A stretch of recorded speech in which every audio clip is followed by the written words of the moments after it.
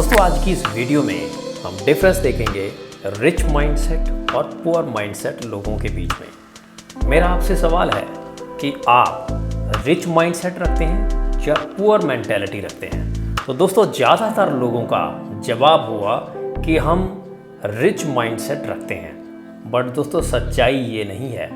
सच्चाई ये है कि 80 to 90% लोग पुअर मेंटेलिटी के साथ अपनी ज़िंदगी में चलते हैं, जिसकी वजह से वो ब्रोक रहते हैं, जिसकी वजह से वो तंगी में रहते हैं। वीडियो को एंड तक जरूर देखना दोस्तों, आपको इसमें बहुत कुछ सीखने को मिलेगा। आगे चलने से पहले वीडियो को लाइक जरूर कर दीजिए और चैनल को अगर सब्सक्राइब नहीं किया तो सब्सक्राइब का बटन जरूर दबा लीजिए। चलिए शुरू करते हैं दोस्तों। पहला नंबर पॉइंट, रिच माइंडसेट वाले लोग अपने लिए एसेट्स बनाते हैं, जबकि पुअर माइंडसेट वाले लोग अपना स्टेटस। दोस्तों इस बात को समझना बहुत जरूरी है। पुअर माइंडसेट वाले लोग जो होते हैं वो ज़्यादातर दिखावे की ज़िंदगी जीते हैं, बड़े घरों में रहते हैं, बड़ी गाड़ियां लेते हैं EMI के ऊपर और फिर ब्रांडेड कपड़े पहनते हैं दिखावे के लिए, जिसकी वजह से होता क्या है कि उनके पास सेविंग के रूप में कोई पैसा ही नहीं बचता जिसको वो कहीं इन्वेस्ट कर सके। इसी बात को लेकर मुझे अपने एक दोस्त की बात याद आई। जब न्यू चंडीगढ़ बन रहा था, 2016-17 की बात है, उस वक्त मेरा दोस्त रियल एस्टेट का काम करता था और उसे न्यू चंडीगढ़ के किसी टाउनशिप में किसी क्लाइंट ने बुलाया था जो अपनी प्रॉपर्टी बेचना चाहता था। जब हम वहाँ गए, वहाँ पर टोटल 6-7 घर बने हुए थे जो बहुत ही बढ़िया दिख रहे थे और देखने में लग रहा था कि वो अमीरों के घर है, बट उनमें से एक घर था वो बहुत ही सिंपल था और छोटा था। तो दोस्तों हम जिस घर में गए वो घर बहुत ही बढ़िया तरीके से उसका एक्सटीरियर हुआ था। जब हम घर के अंदर गए तो एक एक कमरे के अंदर सारी चीज़ें बहुत ही अच्छे ढंग से मैनेज की हुई थी और उसका इंटीरियर काम जो हुआ था वो बहुत ही शानदार हुआ था। तो वहाँ एक अंकल आंटी रहते थे, तो उन्होंने बताया कि हम प्राइवेट जॉब में थे, तो अब रिटायरमेंट के बाद हमारे पास इनकम का कोई सोर्स नहीं है और हम इस घर को बेचकर एक छोटा घर ले लेंगे और अपने इनकम के कुछ सोर्स खड़े करना चाहते हैं। तो हमने उनसे बात की कि आपके साथ वाला घर जो है वो काफ़ी छोटा है, वो क्यों है? तो उन्होंने बोला कि ये घर वाला जो है ना तो इसने अच्छी गाड़ी रखी है, ना घर का काम अच्छे से करवा रहा है और बहुत ही कंजूस है। तो ये बात सुनने के बाद हम वहाँ से आ गए। मगर मेरे दोस्त ने बताया कि अंकल के डेली के मुझे 3-4 फ़ोन आ रहे हैं इसके लिए कि उनका घर बिकवा दो, अगर घर नहीं बिक रहा तो आप उसको रेंट पे चढ़ा दो ताकि उनको कोई इनकम आनी शुरू हो जाए। तो दोस्तों इससे हमने क्या देखा कि जब उनके पास पैसा आ रहा था तो उन्होंने बड़ा घर बनाया, 2-2 गाड़ियां रखी हुई थी, बट आज उनके पास इनकम का सोर्स ना होने की वजह से वो उस घर को बेच रहे हैं। मतलब कहीं ना कहीं उनकी जो फाइनेंशियल मैनेजमेंट थी वो बुरी तरह से खराब हुई है। दोस्तों ज़्यादातर लोग अपनी ज़िंदगी में यही करते हैं और रिच माइंडसेट वाले लोग अपने लिए पहले एसेट्स क्रिएट करते हैं और उन एसेट्स को बनाने के बाद जब उनके पास इनफ पैसा आना शुरू हो जाता है फिर वो अपनी कंफर्ट की चीज़ें खरीदते हैं। सो दोस्तों जो स्टोरी मैंने आपको बताई थी उसमें जो घर सबसे छोटा दिख रहा था, दोस्तों जब 5-7 साल बाद हम उसी टाउनशिप में दोबारा गए तो जो घर सबसे छोटा दिख रहा था वो घर अब सबसे बड़ा था वहाँ, और उस घर के बाहर बहुत ही लग्जरी गाड़ियाँ खड़ी थी। तो जब हमने उसके पड़ोस में पूछा तो उन्होंने बताया कि इनका बहुत बढ़िया कोई बिजनेस है और इनकी शहर के अंदर बहुत सारी फ्रेंचाइजी चल रही हैं और इनका सेटअप बहुत ही स्ट्रॉन्ग है। तो दोस्तों ये थी माइंडसेट की बात कि रिच माइंडसेट वाले लोग पहले एसेट्स बनाते हैं, बाद में वो अपनी लग्जरी चीज़ें और अपनी कंफर्ट की चीज़ें खरीदते हैं। तो चलिए बात करते हैं पॉइंट नंबर 2 के ऊपर। अमीर मेंटेलिटी वाले लोग सबसे पहले खुद को पे करते हैं। दोस्तों वीडियो थोड़ी सी लंबी हो सकती है, बट वीडियो को एंड तक जरूर देखिए क्योंकि आपको बहुत कुछ सिखा सकती है। दोस्तों आप में से बहुत सारे लोगों ने rich dad poor dad book पढ़ी होगी, मगर बहुत कम लोग होंगे जिनको रॉबर्ट और किम कियोसाकी की लाइफ स्टोरी के बारे में पता होगा। दोनों की शादी से पहले इनके ऊपर बहुत सारा कर्जा था और इनका सारा पैसा जो था वो EMI पटाने में चला जाता था। शादी के बाद रॉबर्ट और किम ने सोचा कि अब अपनी लाइफ को स्मूथ किया जाए, जिसके चलते रॉबर्ट को अपने रिच डैड की कुछ बातें याद आई, जिसमें उसके फादर हमेशा बोलते थे कि सबसे पहले खुद को पे करो। इसीलिए रॉबर्ट और किम ने सोचा कि उनकी टोटल आमदनी का 20% पैसा जो होगा वो हम सेव करेंगे। जब वो 20% पैसा अपनी सैलरी का सेव करने लगे तो उससे होता क्या था कि जो लोन लेने वाले लोग थे उनका प्रेशर उनके ऊपर बढ़ता था। बट उस प्रेशर को उन लोगों ने एज ए मोटिवेशन लिया और साइड काम करने शुरू किए, वहां से वो पैसा निकालते थे। क्योंकि रॉबर्ट जानते थे कि अगर मैं सेविंग नहीं करूंगा तो मैं जिंदगी में कभी भी अमीर नहीं हो सकता। अब सिर्फ सेविंग ही काफी नहीं है दोस्तों, अब वो उस पैसे को अलग अलग जगह पर इन्वेस्ट करते थे, जिसके चलते रॉबर्ट कुछ सालों में मिलियनियर बने। दोस्तों इसी बात को दुनिया के तीसरे सबसे अमीर आदमी वॉरेन बफेट क्या कहते हैं कि पहले खुद को पे करें। इसके लिए आप भले ही ये समझो कि आपकी आमदनी कम है, आप अपनी इनकम का कम से कम 20% पैसा अगर सेव करोगे और उस पैसे को सही जगह इन्वेस्ट करें, क्योंकि यही एक रास्ता है जो आपको अमीर बना सकता है। दोस्तों पैसे की इन्वेस्टमेंट सीखने के लिए आप बेंजामिन ग्राहम की बुक द इंटेलिजेंट इन्वेस्टर पढ़ सकते हैं, जो कि वॉरेन बफेट द्वारा रिकमेंडेड बुक है। सो चलिए बात करते हैं दोस्तों पॉइंट नंबर 3 के ऊपर। रिच मेंटालिटी वाले लोग अपने स्किल्स को पूरी जिंदगी इंप्रूव करते रहते हैं। दोस्तों आपने नोट किया होगा ज्यादातर कॉस्टली ब्रांड जैसे फरारी है, बेंटली है, हेलीकॉप्टर बेचने वाली कोई कंपनी है, जब प्राइवेट जेट बेचने वाली कंपनी है, वो कभी भी अपनी एड टीवी पे नहीं देती। जबकि दुनिया की 80 to 90% आबादी जो है वो शाम को टीवी के सामने बैठती है।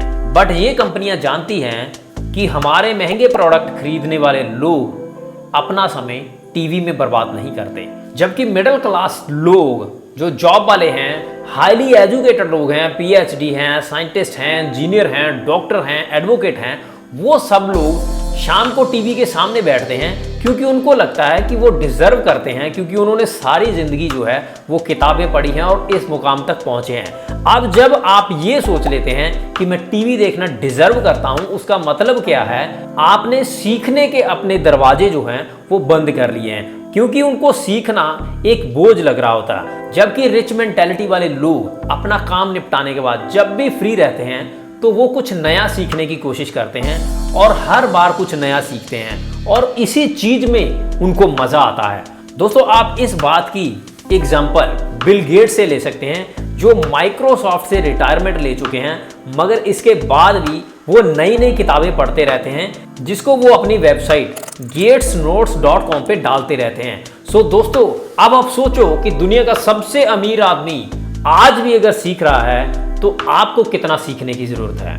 सो चलिए बात करते हैं पॉइंट नंबर 4 के ऊपर, थिंक विन विन। दोस्तों ये बात को समझना बहुत जरूरी है कि अगर आप जिंदगी में अमीर होना चाहते हैं तो आप अपने अंदर ऐसी मेंटालिटी पैदा कीजिए कि आपको दूसरों को अमीर करना है। अगर आप सिर्फ ये सोचोगे कि मुझे अमीर होना है तो आप कभी भी अमीर नहीं हो सकते। आपका हाल भी उस अंकल आंटी जैसा हो सकता है कि जिन्होंने घर तो बहुत बढ़िया बना लिया, गाड़ियां तो रखी हुई थी, बट रिटायरमेंट लाइफ में उनके पास कुछ भी नहीं था। दोस्तों मिडिल क्लास लोग ज्यादातर यही करते हैं कि वो खुद ज्यादा अमीर बनना चाहते हैं, अपने सराउंडिंग लोगों को कभी भी वो अमीर नहीं बनते हुए देखना चाहते। बट दोस्तों आप सोचो कि अगर ऐसी मेंटेलिटी मैकडॉनल्ड ने रखी होती, जो 1959 में स्टार्ट हुआ था, उसकी क्वालिटी बहुत अच्छी थी, वो एक बहुत बड़ा रेस्टोरेंट बनाकर जिसमें 500,000 एम्प्लॉय रख सकता था और वहां बैठकर लाखों रुपए की डेली इनकम बना सकता था। बट मैकडॉनल्ड ने ऐसा नहीं किया। मैकडॉनल्ड को पता था कि अगर मुझे फाइनेंशियली फ्री होना है और अपनी जनरेशन के लिए मुझे पैसा खड़ा करना है तो मुझे लोगों को अमीर बनाना पड़ेगा। इसीलिए मैकडॉनल्ड ने क्या किया, अपने सिस्टम को उसने दूसरे लोगों में बांटा। तो मैकडॉनल्ड ने लोगों के साथ डील क्या की कि आप मेरा काम सीखो, आप मेरी रेसिपी सीखो, जब आप 100 रुपया कमाओगे आप 96 रख लेना और 4 रुपये मुझे दे देना। मतलब आप सोचो दोस्तों, सिर्फ 4% के ऊपर उसने काम किया। तो आज अगर हम बात करें तो मैकडॉनल्ड की लगभग 40,000 फ्रेंचाइजी है पूरी दुनिया में। दोस्तों आप सिर्फ सोच कर देखो कि अगर एक फ्रेंचाइजी से वो डेली का 1,000 रुपया भी बना रहे हों तो उनकी कितनी इनकम होगी। बट पुअर मेंटेलिटी वाले लोग अपने पैसे को कभी भी छोड़ना नहीं चाहते, जिस वजह से क्या होता है कि वो अपनी चीज़ों को कभी दूसरे को सिखाने के लिए तैयार नहीं होते। क्योंकि दोस्तों पुअर माइंडसेट वाले लोगों में जेलसी, चिढ़ और कंपटीशन जैसी भावनाएं होती हैं, जिस वजह से होता क्या है कि वो कभी नहीं चाहते कि सामने वाले को ज़्यादा मिले, वो ये कभी नहीं देखते कि उनको कितना मिलेगा। जबकि रिच माइंडसेट वाले लोग कई बार ऐसा रास्ता देख लेते हैं कि अगर मुझे यहाँ से कम पैसा भी मिल रहा है तो वो लेने के लिए तैयार हो जाते हैं। और क्योंकि उनको पता है कि वो ऐसे 10-20 लोगों को अगर और तैयार कर लेंगे तो उनको थोड़ा थोड़ा पैसा आकर बहुत बड़ी अमाउंट बन जाएगी, जिस तरीके से मैकडॉनल्ड ने अपने लिए तैयार की। क्योंकि रिच माइंडसेट वाले लोग जानते हैं कि अगर पैसा सिर्फ एक जगह से आ रहा होगा, अगर वो पैसा बंद हुआ तो वो फाइनेंशियल क्राइसिस में जा सकते हैं। इसीलिए वो कभी भी एक सोर्स के ऊपर डिपेंड ना रहकर वो 10 जगह या 20 जगह पर पैसे का सोर्स बनाते हैं, ताकि एक जगह से अगर पैसा बंद भी हुआ तब भी उनकी लाइफ में कोई फर्क ना पड़े। चलिए बात करते हैं दोस्तों पॉइंट नंबर 5 के ऊपर, आउटसोर्स। दोस्तों ज़्यादातर लोगों को जब किसी बड़े कॉर्पोरेट में जहाँ किसी बड़ी कंपनी में जॉब मिल जाती है तो आपने उनको कहते हुए सुना होगा कि भाई अब तो मेरी लाइफ सेट है। तो इसका दूसरा अर्थ क्या है कि अब मुझे कुछ और सीखने की ज़रूरत नहीं है। सो इसका नतीजा क्या होता है दोस्तों कि ऐसे लोगों की इनकम जो है वो उनकी प्रमोशन के ऊपर और उनकी इंक्रीमेंट के ऊपर डिपेंड हो जाती है, जिसके चलते अब उनकी लाइफ जैसे जैसे आगे बढ़ती है उनके खर्चे बढ़ते हैं मगर इनकम नहीं बढ़ रही होती, जिसके चलते उनके अंदर एक अलग स्किल पैदा होती है कि वो अपनी लाइफ में कटौती कैसे कर सकते हैं। मतलब बिजली बिल कैसे बचा सकते हैं, वाटर बिल कैसे बचा सकते हैं, पेट्रोल का खर्चा कैसे बचा सकते हैं। ऐसी छोटी छोटी चीज़ों के ऊपर अपना ध्यान लगाते हैं, जिसकी वजह से होता क्या है दोस्तों कि वो कुछ नया नहीं सीखते और उनकी इनकम जो है एक जगह पर सीमित हो जाती है। जबकि रिच माइंडसेट वाले लोग अपना जो समय है उसकी वैल्यू को वो समझते हैं। उनको पता है कि उनके पास 24 घंटे हैं, वो अपना ज़्यादा समय जो है वो अपने प्रोडक्टिव टाइम में देते हैं, जिसके लिए उनको अगर कुछ लोग भी हायर करने पड़ते हैं तो वो करते हैं। जैसे घर का काम करने के लिए वो लोगों को हायर करते हैं, ऑफिस में जो काम कोई दूसरा कर सकता है वो काम करने के लिए वो लोगों को हायर करते हैं, गाड़ी चलाने के लिए वो लोगों को हायर करते हैं। जिसकी वजह से होता क्या है दोस्तों कि वो अपना मैक्सिमम टाइम जो है वो अपने उस काम में देते हैं जो उनके अलावा कोई नहीं कर सकता। इसी बात को लेकर पुअर माइंडसेट वाले लोग अक्सर ये कहते हैं कि ये तो बहुत स्टाइल मारते हैं और नौकरों के बिना बात ही नहीं करते। जबकि रिच माइंडसेट वाले लोगों को ये पता होता है कि अगर मुझे अपने टाइम की यूटिलाइजेशन प्रॉपर करनी है तो मुझे लोगों को आउटसोर्स करना पड़ेगा।